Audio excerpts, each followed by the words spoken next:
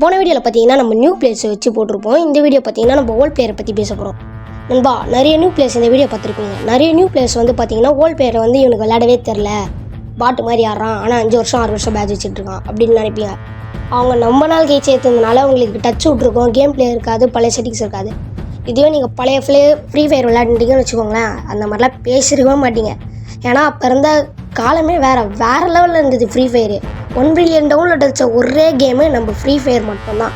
ஏன்னா 2019 டாப்பில் இருந்தது ஃப்ரீ ஃபயர் தான். ஸோ அப்போயே அவங்களாம் விளையாண்டு உங்களுக்கே முன்னாடி அவங்களாம் மாஸ்டர். ஸோ அவங்களுக்கு குரு மாரி. ஸோ அவங்களுக்கு வந்து நீங்கள் ரெஸ்பெக்ட் கொடுங்க. அவங்கள வந்து அந்த காலத்தில் விளையாடாத கேம் பிளேவே இல்லை, நிறைய ஓல்டு பிளேயர் பார்த்துருப்பீங்க. ஸோ நியூ பிளேயர்ஸ் நீங்கள் ரெஸ்பெக்ட் கொடுங்க, ரெஸ்பெக்ட் கொடுத்து தான் ஆகணும். ஏன்னா அவங்க உங்களோட நிறைய வருஷம் விளையாடுனவங்க. அதுக்கு தான் இந்த வீடியோ கைஸ். ஸோ பாய், எல்லாருக்குமே ரெஸ்பெக்ட் கொடுங்க, ஆல் பிளே.